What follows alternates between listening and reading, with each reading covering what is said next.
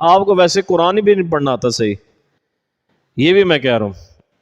یہ نماز تراویح پڑھا رہے تھے جی، میں ان کے پیچھے نماز پڑھا تھا، تو ان کے انے فالوور پیچھے کھڑے، غلطی لہنے جلی، غلطی ہو رہی، لہنے جلی بھی نہیں ہو رہی تھی، لقمہ چھوڑ رہے تھے، آپ تو خود حافظ ہیں، آپ کی فیلڈ ہے، لقمہ چھوڑ رہے تھے، میں نے اور دیکھ کے تراویح کے اندر قرآن پاک اٹھا کے پڑھ رہے تھے، ایسے پیچھے بھی قرآن پاک اٹھا کے پڑھ رہے تھے، پھر بھی غلطی کرتے ہیں، غلطی پہ غلطی، غلطی پہ غلطی، تاریخ پہ تاریخ، تاریخ پہ تاریخ۔ اب بس کر دیں انجینئر صاحب یار، اپنا فرقہ ختم کریں، توبہ استغفار کریں، میں تو آپ کو یہ کہوں گا۔ پھر اسی جی ہم آپ کی خوشی کے لیے توبہ رجوع پیشگی کر لیتے ہیں، جتنے بھی ہوئے آج تک اور آئندہ کے لیے بھی، لیکن آپ کو تھوڑی عربی سیکھنی چاہیے۔ میں نے یوٹیوب کے اوپر ایک ڈیٹیلڈ ویڈیو ریکارڈ کروا دی ہے، آلموسٹ 800K پلس لوگ وہ دیکھ چکے ہیں، قرآن کی عربی تجوید کے بارے میں۔ آپ کو عربی سیکھنی ہوگی تو آپ کو پتہ چلے گا کہ بعض اوقات آپ جب کسی آیت کو کسی خاص جگہ پہ وقف کرتے ہیں اور اس کے بعد اگلا حصہ اس کا شروع کرنا ہوتا ہے، پھر آپ یہ لذکروا کر کے نہیں پڑھ سکتے۔ میں جب بھی اسے پڑھتا ہوں نا تو یوں پڑھتا ہوں یا بنی اسرائیل، تو یہ میں نے وقف کر دیا۔ اب آگے لفظ جب وقف کیا نا تو الف کے اوپر پیش خود سے ڈالنی ہوتی ہے۔ اگر کنٹینیوس پڑھیں گے پھر تو آپ پڑھیں گے یا بنی اسرائیل اذکروا نعمتی التی انعمت علیکم وانی فضلتکم علی العالمین۔ لیکن جب آپ اسرائیل پہ وقف کرتے ہیں تو پھر ساتھ آگے بات شروع ہوگی اذکروا، وہ پیش خود لگانی ہوگی، یاد کرو اس نعمت کو جو ہم نے تم پر کی۔ آپ کو کہ جی قرآن میں تو یہ پیش نہیں ڈلی ہوئی، لیکن عربی لنگوسٹک میں یہ پیش آتی ہے، قرآن میں اس لیے نہیں ڈلی ہوئی ہے کہ قرآن حکیم میں اس کو دوسرے انداز میں لکھا گیا ہے، کانٹینیوس کے انداز میں۔ اب اس سے اگلا سوال ہو سکتا ہے کہ اگر یہ کانٹینیوس انداز میں لکھا ہوا ہے تو آپ کو کیا تکلیف ہے وقف کرنے کی، آپ بھی کانٹینیوس پڑھیں؟ تو سر پھر اس کا جواب بھی ہم ہی دیں گے آپ کو کہ آپ روزانہ درجنوں دفعہ یہی کام کر رہے ہوتے ہیں۔ سورۃ الفاتحہ کیا ویسے ہی لکھی ہوئی ہے قرآن میں جیسے آپ پڑھتے ہیں؟ تو آپ نے آج تک غور و تفکر بھی نہیں کیا ہوگا کہ سورۃ الفاتحہ ویسے نہیں لکھی ہوئی۔ سورۃ الفاتحہ آپ کھولیں تو آپ جو سورۃ الفاتحہ کی دوسری آیت ہے نا وہ ہمیشہ سے اپنی ڈاکٹرن میں غلط پڑھتے آ رہے ہیں۔ سورۃ الفاتحہ آپ لوگ اپنے موبائلوں میں بھی کھول لیں، اپنے مصحف میں بھی دیکھ لیں، الحمدللہ رب العالمین الرحمن الرحیم لکھا ہوتا ہے، لیکن ہم کیا پڑھتے ہیں؟ تو الرحمن الرحیم میں ذرا الف کے اوپر زبر دیکھیں قرآن میں کہاں پڑی ہوئی ہے؟ کوئی نہیں ہے، خود لگائی ہوئی ہے۔ تو اسی بچپن تو الف تے زبر خود لگا رہے ہو الرحمن کی، اسی 4 دفعہ اذکروا دے اوتے الف لا لئی ہے، تے تانوں اس وقت آپ کا کیوں نہیں دھیان گیا کہ قرآن حکیم میں تو الرحمن الرحیم لکھا ہی نہیں ہوا؟ کیا لکھا ہوا ہے کسی کے قرآن میں الرحمن الرحیم؟ نہیں، لیکن آپ پڑھتے ہیں، یہ الف کے اوپر زبر آپ خود لگاتے ہیں نا، نہ الرحمن الرحیم کیوں نہیں پڑھتے؟ اور بلکہ سنت ہے، مسند احمد میں حدیث ہے، نبی علیہ السلام سورہ فاتحہ کی ہر آیت کو الگ پڑھتے اور اس پہ وقف کرتے۔ تو نبی علیہ السلام بھی قرآن کی آیت الگ الگ کر کے پڑھتے تھے، اور آپ کے مصحف میں الرحمن الرحیم نہیں لکھا ہوا، نہ الرحمن الرحیم ہے، کیونکہ نون سے ملانا ہے۔ تو آپ کیوں پڑھتے ہیں؟ ٹیکنیکلی آپ صحیح پڑھ رہے ہیں، کیونکہ رحمان جو الحمدللہ رب العالمین ہے نا، عالمین کے نون پہ آپ وقف کرتے ہیں تو اگلی بات پھر زبر سے شروع ہوگی۔ اچھا ہمیشہ زبر نہیں لگے گا، کہیں پیش بھی لگے گا۔ جب آپ کو عربی آتی ہوگی تو پتا ہوگا کہ اب اس کی اس وقت اعرابی حالت کیا ہوگی، پیش کے ساتھ ہوگی یا زبر کے ساتھ ہوگی، وہ آپ نے خود ڈیسائیڈ کرنا ہے جس کو عربی آتی ہے۔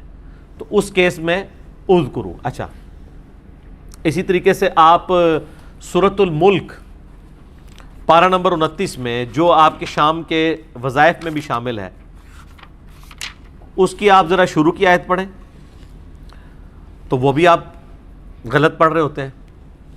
تبارک الذی بیدہ الملک وہو علی کل شیء قدیر۔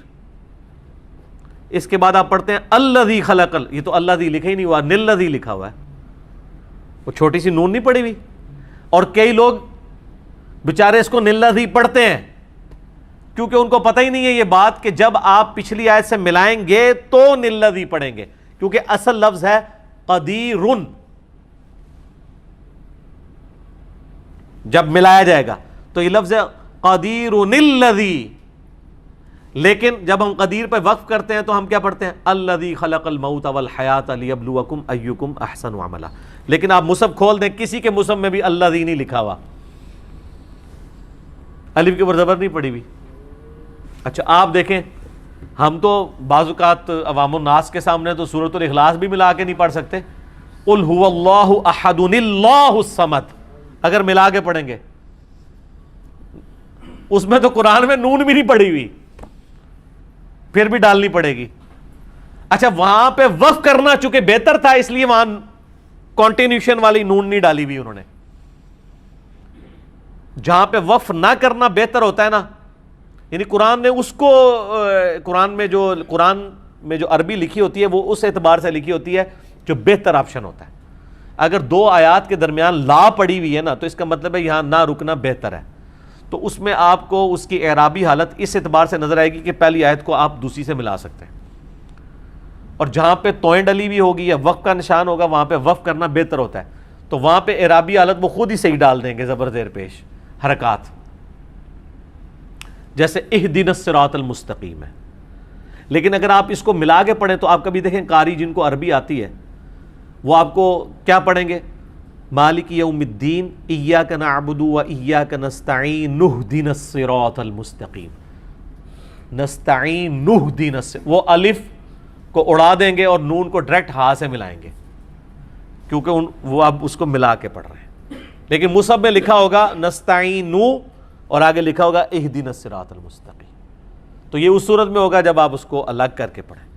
تو یہ عربی کے چھوٹے چھوٹے قوانین ہیں، ان کو سیکھنا ضروری ہے، ادروائز پھر آپ لوگوں کو کی وہ غلطیاں نکال رہے ہوں گے جو اصل میں آپ کی اپنی غلطیاں ہیں. اچھا لوگ بڑے اعتماد کے ساتھ لوگوں کی غلطیاں نکال لیتے ہیں. اور یہ سوال کیا، یہ جو آپ نے سوال کیا نا اذکرو، یہ تو کئی ویڈیوز کے نیچے لوگوں نے کمنٹس کیے ہوئے ہیں کہ یہ علی بھائی کا قرآن تو ٹھیک رہا ہے. ہاں جہاں کہیں زبر زیر میں غلطی ہو جائے وہ ضرور آپ ہائی لائٹ کریں، وہ بعض اوقات ہو جاتا ہے. وہ تو میں نے آپ کو بتایا کہ میں نے اپنی زندگی میں ڈاکٹر اسرار صاحب سے بڑھ کے کسی حافظ اور قاری کو بھی نہیں دیکھا کہ وہ کراس ریفرنس میں قرآن کی آیات کوٹ کر سکتا ہو. اتنی فلوئنسی میں وہ قرآن پڑھتے تھے، اگرچہ بعض الفاظ ان سے مجہول نکلتے تھے، پھر بھی عام ہمارے علماء اور قاریوں سے ان کی قرات بہت بہتر تھی. آلموسٹ 20 سال تک انہوں نے بیان القرآن بغیر ریکارڈنگ کے ہر سال دورہ قرآن کروایا. یہ تو پھر ان کو ریکویسٹ کی گئی تھی نا کہ آپ اسے ویڈیو میں لے آئیں. اللہ بھلا کرے جن لوگوں نے ان کو یہ اس طرف لگایا اور ہمارے پاس اتنا بڑا خزانہ بیان القرآن کی شکل میں آ گیا. آپ بتائیں بیان القرآن ڈاکٹر اسرار نے اس وقت ریکارڈ کرایا جب ان کی عمر 67 ایئرس تھی، اور اس کے سٹارٹ میں وہ کہتے ہیں کہ اب میں بوڑھا ہو چکا ہوں، میری یاداشت بھی وہ نہیں رہی کراس ریفرنس کے طور پہ. لیکن سر وہ پورے بیان القرآن میں ان کی جو یاداشت نظر آتی ہے نا، وہ ہم اس کو دیکھ کے بھی نہیں وہ پیش کر سکتے کراس ریفرنس کے طور پہ. اور انہوں نے مصحف بھی سامنے رکھا ہوا ہے، پھر بھی بیان القرآن میں کئی جگہ ان سے اعرابی غلطیاں زبر زیر کی ہوئی ہیں، حالانکہ عربی بھی ان کو آتی تھی. لیکن فلوئنسی میں بعض اوقات ایسا ہو جاتا ہے کہ چونکہ وہ تلاوت کرنے نہیں بیٹھے ہوئے. یہ وہ بندہ سمجھ سکتا ہے جو درس قرآن دیتا ہے. جب آپ درس قرآن دے رہے ہوتے ہیں نا، اس وقت عربی سے زیادہ آپ اس کے مفہوم اور سے ریلیٹڈ کراس ریفرنسز اور حدیث کے اوپر آپ کا تفکر ہوتا ہے کہ میں اس کو ٹارگٹ کروں.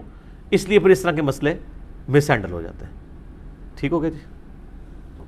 اگلا سوال ہے علی بھائی کہ آپ کئی مرتبہ قرآن حکیم کی آیت تلاوت کرنے سے پہلے بسم اللہ الرحمن الرحیم پڑھنے کے بجائے اعوذ باللہ من الشیطان الرجیم پڑھنے پر ہی اکتفا کر لیتے ہیں، آخر ایسا کیوں ہے؟ آپ جیسے مبلغین کو اس قسم کی سستی اور کاہلی زیب نہیں دیتی؟ یہ سستی اور کاہلی نہیں ہے میرے بھائی. قرآن میں جو حکم ہے نا وہ قرآن سے پہلے صرف اعوذ باللہ پڑھنے کا ہے. یہ بسم اللہ والا جو معاملہ ہے یہ علماء نے خود سے شروع کیا ہے. بسم اللہ صرف اس صورت میں قرآن سے پہلے پڑھی جائے گی جب قرآن کی صورت کا آپ آغاز کر رہے ہو. اس کو آپ یوں سمجھ لیں جیسے ہم سورۃ الفاتحہ جب پہلی دفعہ پڑھتے ہیں نماز میں تو اعوذ باللہ پڑھتے ہیں، تو کیا دوسری رکعت میں ہم اعوذ باللہ سے فاتحہ شروع کرتے ہیں؟ ڈائریکٹ بسم اللہ سے کرتے ہیں، کیونکہ ایک دفعہ اعوذ باللہ پڑھ لی کافی. اچھا اب اس سے آگے آ جائیں. سورۃ الفاتحہ کے بعد جب ہم اگلی سورت میں لاتے ہیں تو جب سورت ہم بیچ میں سے شروع کرتے ہیں تو کیا بسم اللہ سے شروع کرتے ہیں؟ نہیں. اب جو بھی قاری شروع کرتا ہے اللہ الذی لا الہ الا ہو یا آمن الرسول بما انزل الیہ من ربہ والمؤمنون، یا آپ خود بھی جب یہ پڑھتے ہیں تو کیا آپ فاتحہ کے بعد بسم اللہ پڑھ کے یہ پڑھتے ہیں؟ نہیں. کیوں؟ سورت بیچ میں سے پڑھ رہے ہوتے ہیں. لیکن جب آپ سورہ اخلاص پڑھیں گے فاتحہ کے بعد، یا سورۃ الفلق پڑھیں گے، یا کوئی بھی سورت، سورہ یاسین سٹارٹ سے پڑھیں گے، تو پھر آپ پڑھیں گے بسم اللہ الرحمن الرحیم یاسین والقرآن الحکیم. یہ ہے رول.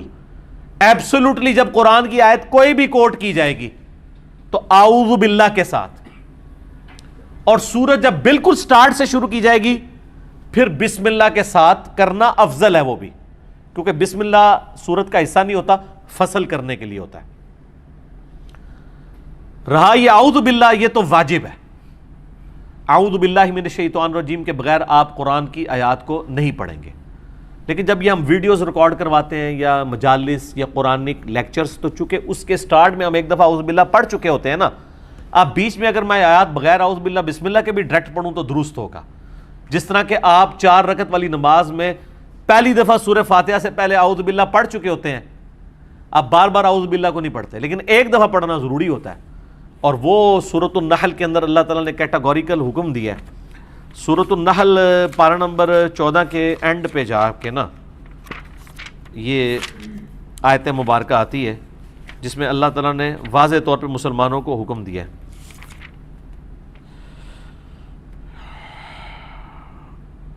کہ جب کبھی بھی آپ نے قرآن پڑھنا ہے نا تو اس سے پہلے آپ نے بسم اللہ پڑھنی. اعوذ باللہ من الشیطان الرجیم، سورۃ النحل آیت نمبر 98. فَإِذَا قَرَأْتَ الْقُرْآنَ فَاسْتَعِذْ بِاللَّهِ مِنَ الشَّيْطَانِ الرَّجِيمِ. پس تو جب کبھی بھی قرآن کی قرات کرے تو اللہ کی پناہ طلب کر لیا کرو شیطان نے مردود کے اگینسٹ. یعنی قرآن پڑھنے سے پہلے اعوذ باللہ پڑھنا ضروری ہے. اس میں ایک لطیف نکتہ ہے، اگر قرآن سے پہلے بھی اعوذ باللہ ضروری ہے پڑھنا، قرآن کس کا کلام ہے؟ اللہ کا. قرآن اللہ کا کلام ہے. اگر شیطان کے اگینسٹ آپ اللہ کی پناہ نہیں لیں گے تو آپ کے شیطانی دماغ آپ کو ابھارے گا کہ آپ قرآن کی آیات کے غلط ترجمے اور تفسیریں اور مفہوم لکھیں گے، جو معذرت کے ساتھ اکثر علماء کر کے گئے ہیں. آیت تھی ایاک نعبد و ایاک نستعین، اور تفسیر میں انہوں نے سارے بزرگوں سے مدد ثابت کی ہوئی ہے، کیونکہ یہ اتنے کانفیڈنٹ تھے، یہ سمجھتے تھے کہ ہم اعوذ باللہ کی ہمیں ضرورت ہی نہیں اعوذ باللہ. یہ میں آپ کو پریکٹیکلی واقعہ بتاتا ہوں. میرے آفس کے ایک کولیگ ہیں، وہ ایک پیر خانے کے ساتھ اٹیچ تھے. وہ کہتے ہیں جی میرے سامنے کا واقعہ ہے کہ پیر صاحب کی موجودگی میں ایک بندے نے قرآن کی تلاوت میں اعوذ باللہ پڑھی تو وہ ان کا مرید کھڑا ہو گیا اور اس نے اس کو گریبان پکڑ لیا. کتنی گستاخی کہ پیر صاحب کی موجودگی میں شیطان کا کیا کام ہے، تو ڈائریکٹ بسم اللہ تو شروع کر.